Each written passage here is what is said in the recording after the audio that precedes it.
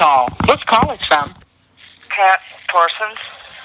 an inmate at a federal prison. This call is being recorded and is subject to monitoring. Hang up to decline the call or to accept. Dial 5 now. If you wish to block any future calls of this nature. Hello? Hey, Pat, how you doing? Hey, okay. Did you get my emails? I got two of the books. Oh, good. I'm really glad to hear that. Yeah, Now, one you of them got- was the hardback. Oh, Into the Wild was a hardback? No, not Into the Wild. Last of the Wolves, Ghost of the Bear Forest, was it Bear Coast Forest, something like that. Really fascinating, actually. I wrote you a little bit. I read Into the Wild already. Oh, okay. What'd you think of that? That was a good story. It was really interesting. Kind of the same as A Stranger in the Woods, but not. Yeah. It's just some people, I think, have more of a disposition to want to be out in the solitude. But, I mean, this Chris, it seemed like he was ready to go back to civilization. And, you know, he had done or proved to himself what he needed to prove to himself. And, unfortunately, it was just a little too late. And he didn't realize the circumstances. But he was so close to being able to, you know, if he hadn't thrown the map out, he was so close to Right. saving himself. Right. I saw an article not too long ago. It was Chris McCandless, right? But they were trying to salvage the bus or something because I think he died in a bus. But anyway, it was a very popular story a while back. What was the other book you got? The Last Wild Wolves, Ghost in the Rainforest? Yeah. Okay. Last Wild, the Last of the Wild Wolves or something like that. It's Okay. about the books or the wolves in British Columbia. They're coastal wolves, and the pictures are awesome in it. The guy, there's a photographer, and then there's a First Nations or Native American, and a couple other guys doing a study on these wolves, but they're coastal wolves, and they even look different than what I'm used to. They are a subspecies of a timber wolf or gray wolf, but they do have a different look about them. Their head's a little bit shaped a little bit different, like their muzzles. But they even eat bear. Wow, they eat bear? Wow. Yes, it's like I mean, I have seen so many documentaries, and even the last book, the wolf book, the Yellowstone. It says I knew that timber wolves would usually, like if they have a kill, a caribou or something, say, or moose or whatever. And a grizzly bear comes up, usually they'll back off. Now, they may harass the bear, but I've never known them to actually kill and eat a bear. But these coastal wolves have a different... They're a subspecies of the timber wolves, and they have a completely different diet, and they will eat black bear and grizzly bear. Wow. Incredible. So the first chapter was on Spring, and this black bear, he swam across the water, and he came on shore. He kind of stopped and sniffed around. The photographer was there watching all this, and he was near the den site. It was spring, and it was near the den site, and they had pups. And all of a sudden, the bear's like, "Okay, do I take to the water or do I take off running in the woods?" He took off running in the woods, which was a big mistake. They found the carcass of the bear the next day. Wow. Or what was left of it, because the wolves, they went chasing after him and they killed him. It's like he was trying to get up a tree. Yeah. I just never imagined, I mean, you think as the bear is the top predator, but in this area, which is pretty much a good, more than half the chunk of the coast of British Columbia up there from Alaska on down, and it's just there's a rainforest up there, and it's a different species. This call is from a federal prison. They surmised that maybe they were isolated during the Ice Age, and there were pockets of areas where it didn't freeze over, and these wolves just continue to, as they have. They don't seem to be too afraid of humans. They don't attack humans, but they'll attack a bear. I mean, it's just it's amazing. Yeah, that does sound amazing. By the way, Yeah. I counted them. I'm looking on Amazon now, and there's 5 more on the way. So hopefully all of those make it to you as well. Okay, well, one here or there seems to be what I'm getting, but Okay. I am getting them, and obviously I will let you know when I get them. So, Okay. pray for Clete. I think I may have told you, but she thinks she has the coronavirus, but she's not going to go to the doctor about it because she's afraid they'll put her on a ventilator. And older people that get put on the ventilators don't come off. Oh yeah. Even though she doesn't have any lung issues, but she did have a very bad bout of pneumonia last year. So. Yeah, I'll certainly pray for Clete. I've got nothing but positive experiences with her, and she is a dear, sweet lady. And she is. Yeah. She's good as gold. I love her. I just love her to death.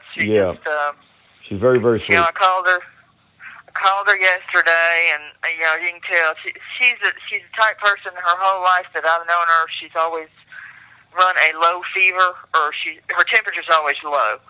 So if she's 98, she's running a fever, but she said she's been running 99 to 102 ever since the funeral. Her sister's she didn't want to go over to Mountain Home to her sister's memorial, but they kind of said, no, you have to go. You're the only sister, but she's not the only sister left. I mean, I haven't heard that Patsy has died. I do know that Donnie has got dementia, so they didn't want to take Donnie, and the brother has polio. The brother's he's in Texas. What is it? I can't remember the name of it right now, but he's down. It's got the same name as the California city, and when you think of when you think of the name of the city, you think California, but it's Texas. Yeah. I can't remember the. Anyway, so he's in a wheelchair, and he obviously, it's not easy for him to go. So, But she's been feeling bad for about a month now, and she takes her fever every day. I said, well, look, just take it easy. I've given her numbers. I wrote her a letter. I said, look, if you need anything computer-wise, anything like that. Okay. I will. We haven't had toilet paper for 5 days. Wow, that's crazy. Yes. Yes, people have been using paper, just whatever they can get. That's crazy. That's insane. And it just seems to be our unit. And for 5 days we've been complaining. The unit manager's like, oh, well, maybe tomorrow. So last night we had an officer that actually went and got a box of toilet paper. There's 96 rolls in a box, and he passed one out to every room. It's like if he could go and find a box for us, why could not the other officers? Right. It's just crazy. The whole world seems to have gone nuts, and this mask thing, that if you have to go into a store to get something for an elderly person or whatever the reason, right? They don't even let you keep the mask below your nose so you can at least breathe fresh air from your nose. They force you. Like some rude lady will walk up. Will you pull your mask above your nose? It's like they force you to breathe through the mask, which hurts your oxygen intake, and I believe it's very unhealthy for you to keep a mask on all day. I do too, but we have to here. Well, we don't in our room, obviously, and when we go out on the track, especially like if you're running or something. And I'm the second fastest person. There's one girl out there that runs. She's younger than I am. I walk fast, and I get to where I'm almost suffocating. So, yeah. But so there's not enough people out there because it's 16 rooms, and not every room on that side is full, and even some don't have. So it's not necessarily 32 people, and then not 32 people. I think it was 11 people that went. So you have a track. 11 people can go without. So especially it's been hot and sticky around here lately. Matter of fact, we got some rain today. So yeah. But it was actually much nicer this past Monday than it was the previous Monday, because the previous Monday it was just so steamy and the sun was out. The sun wasn't out, which made it a little bit more comfortable. It was trying to rain on us, but it didn't. So it was. I got 3.5 miles in, so I felt good about that. That's good. That's good. But they force you to wear a mask when you're walking around the track? No, they hadn't said anything about it. I don't think they would. We have so many officers right now. I talked to an officer actually out there the other day, and he said, as far as he knew, there were no cases on the compound right now. So I don't know why they're not lifting the let us out a little bit more. The only thing I can figure is that Alabama is one of the worst states, and maybe they're waiting to see if any more officers bring it in again. But then later the same day, I heard that 4 people had it, on the compound. So you just can't know. You can't know because they don't tell us anything. I mean, when it affects our health, you would think they would tell us. And then I heard somebody say that they talked to. Who did they talk to? They talked to one of the staff, and the staff said, at first we were extended for 2 weeks. Now they're saying July 31st. So. Yeah, you should see the lines. You should see the lines to get tested in Dallas. I mean, that's like everybody's in their car, and it's lined up for over a mile. I mean, just people lined up ready to get tested, and I think they could be spreading the coronavirus by everybody getting in line getting tested, and they're like purposely putting it in people. So. Yeah, they could be. They could be. That's exactly what Cleet said the other day. And just the thought of the test, she says that they shove this thing all the way up to your brain. It just doesn't. No, she's not going to do it. So. Yeah. Well, I'm glad. I'm glad to hear she's not going to get tested. Yeah. No, she's not. She just, she goes to the store and back, and that's it. And otherwise, she's staying at home. And of course, obviously, Mike's brother-in-law, his middle sister's husband, has the blood cancer, so he's been taking chemo. So. Cleet can't go around him. One of the girls here that's her family's in Tennessee, her dad had it but had no symptoms, and he really couldn't quarantine because he was taking care of other people. And then her boyfriend who has cancer, has also got corona, and he's on a ventilator, and so that's not looking good for him. My goodness. No, it's not. And now I talked to Connie night before last, and she said that she heard that they were passing a law in Texas where they were forcing y'all to wear them, and then 17 miles down the road from her little town that they have, they were voting on it that night. So she wasn't sure what was going to happen with that. But to me, when you look at the map, like if I'm walking by the TV that has news on it, it's like it's the southern states, Montana, Wyoming, South and North Dakota, they don't seem to have, of course, they're less populated. So they don't seem to have as many cases.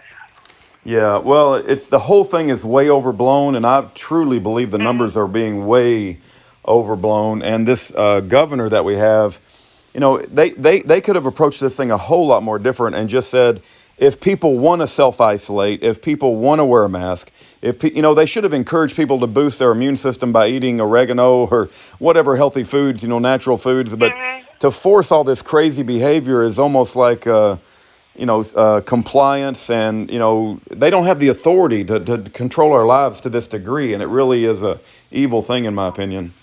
But that's what they've been trying to get, and you know that.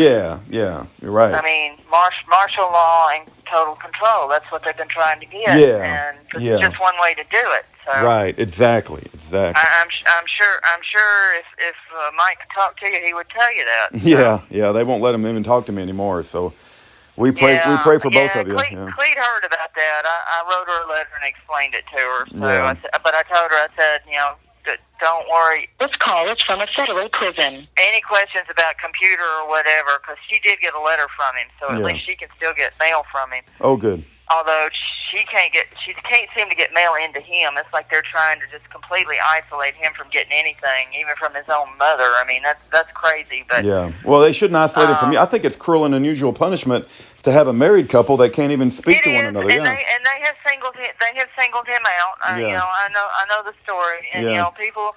Say he's violent, which is the craziest thing I've ever heard, because he wouldn't hurt us. You should see him. He won't even smack a horsefly on a horse. He wants to slump it off, but he won't smush it. I mean, it's like, it's just going to come back. Hey, but this is a violent person. Yeah. No. I believe it's the world that's gone crazy, and you and Mike are the ones that are saying that. Well, I'm not vocal like he is, though. I'm more of an introvert. So. Anyway, it's beeping at us, but I wanted to check in, and if I get all these books, I will definitely reply and let you know. If I find out they've been delivered, I'll send you a message. Oh, good. Okay. If I get a delivery date, I'll send you that too, so that way you know it's in the mailroom. Okay. All right. Love you, Pat. Love you, Pat. God bless. All right. Bye-bye. Bye-bye.